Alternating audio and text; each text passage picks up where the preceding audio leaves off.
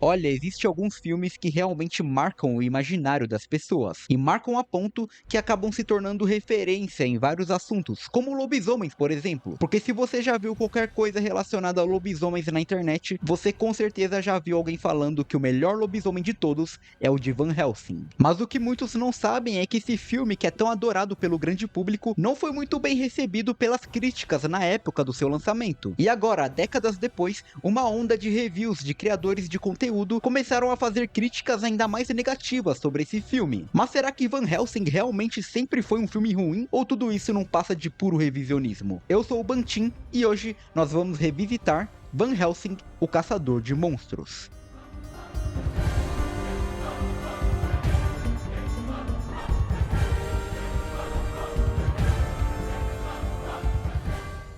Van Helsing já era um nome bem conhecido na época de lançamento desse filme. O personagem criado por Bram Stoker acabou se tornando tão icônico quanto seu nêmesis Drácula, após tantas adaptações para o cinema no decorrer das décadas. Mas em um momento do cinema onde o que dominava as telas eram cenas de ação frenéticas e criaturas de CGI, um personagem de idade avançada e estudioso não era algo ideal para um filme dentro desses moldes. Então, quando a Universal entrou em uma nova parceria com o diretor Stephen Sommers de A Múmia para dar nova vida aos seus monstros icônicos, eles decidiram usar o nome desse personagem de uma forma diferente. Então, ao invés de Abraham Van Helsing, o médico idoso e especializado nas forças ocultas, nós teríamos Gabriel Van Helsing, o caçador de monstros bonitão e porradeiro. Afinal, a gente está falando do início dos anos 2000, e naquela época existia duas franquias que serviam de base para praticamente tudo o que era feito em filmes de ação e fantasia. E essas franquias eram Matrix e Senhor dos Anéis. E vários filmes daquela época copiaram esses novos fenômenos do cinema, tanto em conceito quanto em estética. E além disso, aquela também foi a era do ressurgimento de filmes de super-herói. Então esse negócio de Van Helsing, que usa roupas de couro, tem armas super estilosas e sai na porrada com os monstros, é uma grande fusão de todas as coisas que estavam dando certo no cinema daquela época. E não é à toa que o Hugh Jackman e a Kate Beckinsale estão nesse filme. Eles já eram protagonistas de outras duas novas franquias que já tinham essa estética que era totalmente chupinhada de Matrix.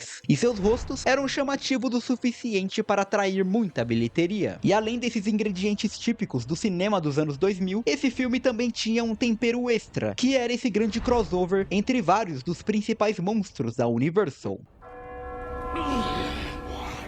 Na história, Van Helsing é enviado para a Transilvânia para ajudar os últimos filhos da família Valerius a derrotar o Conde Drácula. E meio que é só isso mesmo. O filme até tenta criar um certo mistério envolvendo o passado do Van Helsing e a origem do Drácula, mas nada é muito aprofundado, já que o foco aqui é a aventura e a ação. E eu acho que foi exatamente nisso que o filme conquistou o público, porque o ritmo dele é muito frenético. Praticamente a cada 5 minutos acontece uma nova cena de ação. E apesar de hoje em dia eu não achar elas lá grande coisa, elas pelo menos divertem bastante. Mas é curioso como dá pra perceber em vários momentos do filme que eles só estão fazendo um grande show-off de CGI pra mostrar o nível que a tecnologia tinha alcançado naquela época. E apesar de hoje em dia muitas cenas terem envelhecido mal, tem algumas onde eles misturam efeitos práticos com CGI que continuam funcionando muito bem visualmente. E esse trabalho da pós-produção e da direção de arte é uma das melhores coisas do filme. Boa parte dele foi filmado em Praga e as locações góticas e soturnas são muito bem construídas e dão uma sensação que a Transilvânia não é só um lugar antigo, mas também místico e fantasioso. Eu ainda me lembro muito bem da primeira vez que vi esse filme, e fiquei completamente vidrado em toda aquela sequência inicial da invasão no castelo do Dr. Frankenstein, com Drácula aparecendo como um fantasma assombrando ele. Foi a coisa mais grandiosa que eu já tinha visto em um filme. E boa parte do mérito disso tá na trilha sonora do filme, que foi composta pelo Alan Silvestri, simplesmente o cara que fez a trilha sonora de Volta pro Futuro e mais à frente viria a fazer a trilha sonora dos Vingadores. Mas nem tudo se salva quando a gente para pra rever esse filme hoje em dia. E se tratando de personagens e atuação, a dublagem brasileira fez um verdadeiro milagre aqui. Porque olha, eu fui inventar de rever ele legendado agora,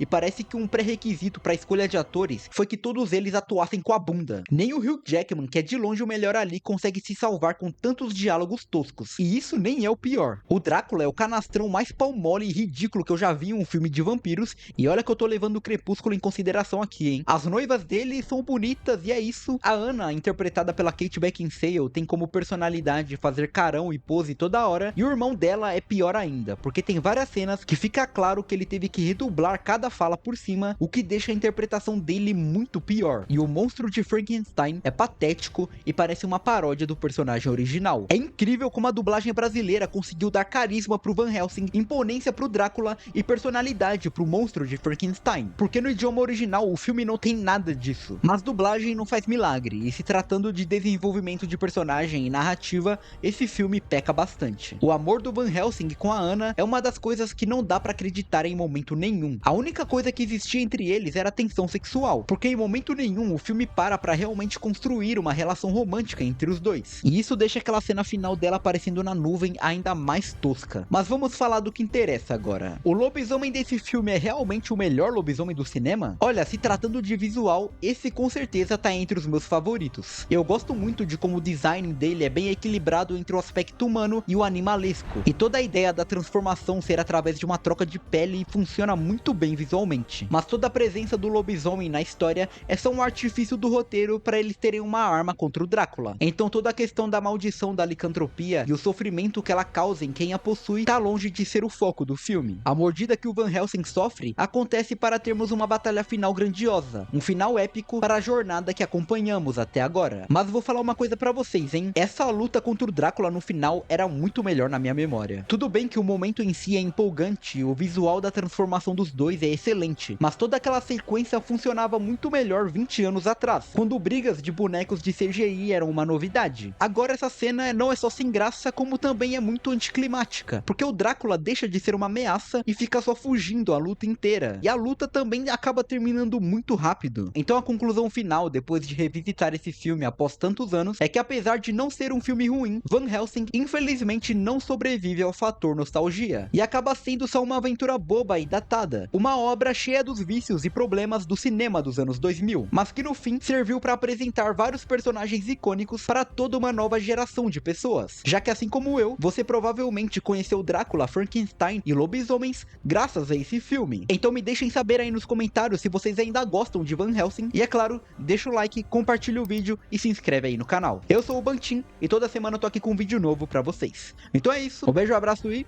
falou!